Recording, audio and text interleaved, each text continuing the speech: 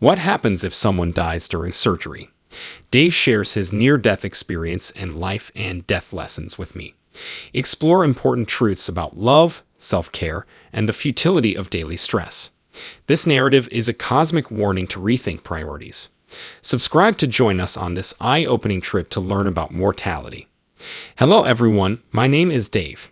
I'm 39 and live in Mexico, but I migrated over from the Netherlands at 19. Let me recount a wild 3-year-old experience. Some childhood events shaped who I am today. An older kid was nasty to me. Though not extreme, it stuck with me. I always felt pressure to be the greatest at everything, to be attention and prove myself. I kept that approach for a while. Up until lately, I was always homesick. Leaving my family was heartbreaking. My urge to prove myself drove me to relocate to Mexico at 19. Despite obstacles, I survived. The need to prove myself spread from my personal life to my career. I started working at 11 in the Netherlands. I became a workaholic in Mexico because I kept pushing myself. My near-death experience occurred in 2018. 5 years ago, I was diagnosed with ulcerative colitis, a difficult large intestine disease. As a healthy guy, this hit me hard. I had to pick between pricey meds or surgery to remove my big intestine when medications failed. On January 2, 2020, I had surgery and everything seemed fine. After a few days, things became worse. My big operation scar hurt my belly. My small intestine was twisted, causing a significant blockage during the second surgery. Imagine your belly growing 3 or 4 times. Not fun. I was rushed to investigate, and something was awry. On the way back to my room, the pain became unbearable, and I screamed for my life. I was 34 and couldn't imagine leaving my family. My situation was unmonitored, which was crazy. My little intestine was so painful that they had to manually untwist it in the hallway. I don't think they noticed my blackout. My pain was extreme, and I believed I was passing out. Out-of-body experiences occurred at vital moments. I jumped out and watched physicians operate on me. I felt strange watching myself on the bed while they probed my belly. Seeing my state made me anxious.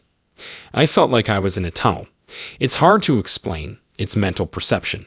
Viewing myself on the bed and the medical procedures was possible. A profound, terrifying moment left a sense of impending doom. I could return to the dark passage with a modest light. A serene, invisible presence accompanied me 200 yards away. I tried to see it, but failed. Switching between myself, doctors, and the peaceful tunnel persisted. Choosing the tranquil tunnel, I had questions. Reluctance to die, especially for family, emerged. Leaving unfinished business makes me feel guilty, especially toward my wife. The energy assured not to worry, highlighting death as natural and love as vital. This certainty calmed me. Though I insisted on unfinished business, the energy gently pushed me back into my body. This gigantic hand from the light guided me back through the tunnel as the second procedure to untwist my small intestine approached. Waking up 11 hours later, I understood the significant surgery. Unexpected, it felt inexplicable. I kept it to myself for months before telling family.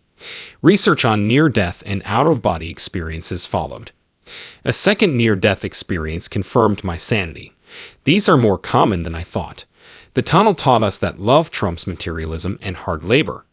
Despite a speedy recovery, these lessons were neglected for 2 years. A spiritual, magical phenomenon happened unexpectedly. Not like I was dying, but it felt like a cosmic reminder of my wild life. Warning not to return to my former ways that made me sick. I only realized this message a year ago, therefore I started studying spirituality, following philosophers and doctors' advice and hearing anecdotes.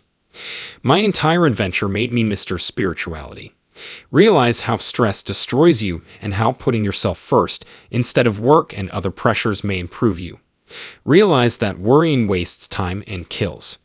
Used to scare me, but not anymore. This spiritual phenomenon made me think that leaving this world, whether to heaven or a different gig, is fine since it takes us home.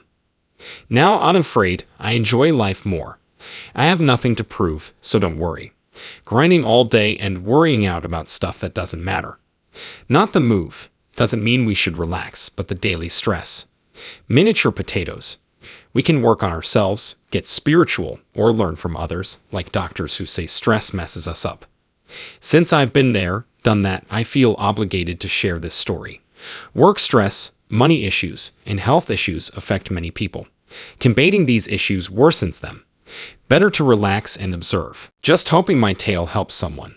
If one person pulls it together before things become ugly, that's my win. I appreciate your patience with my narrative. Got queries? Leave them in the comments, and I'll respond. Many thanks.